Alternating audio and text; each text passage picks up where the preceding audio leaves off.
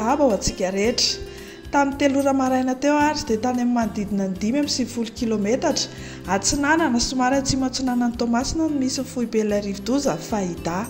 Ny ena dia ny ena ny heriny noho ny fokorontanana izay nianahazo vana tato anatin'ny ora vitsivitsy farany. 5 kilometatra isan'ora ny rivotra miaraka aminy ary arahana tafiotra mahalana 70 kilometatra isan'ora izay manakaiky ny foibeny. Ny kisaka ny adana dia ny adana ny akandrefana izy ka mahafaka 3 kilometatra isan'ora. Tsy misy atahorana firy intsony araka izany ny amafin'ny rivotra miaraka aminy.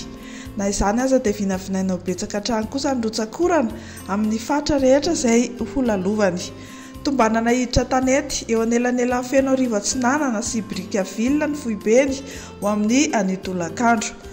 Io toy izao manaraka izao ary ny filazana loza. Filazana loza miloko manga na fahamelona ho an'ny Analanjirofo, Atsinanana, Alaotra Mangoro, Mandritsara ary Befandriana Avaratra. Foana kosa filazana loza ho any Ambatsoa sy Antalaha. Etsy andanin'izay dia entanina mpampiasa ranomasina eo anelanelan'ny Maroantsetra sy Mananjary mbola tsy handrika satria mikorotana ny toetry ny andro. Manasa antsika hanaraka mandrakariva ny toromarika izay omeny manam-pahefana isa tokony.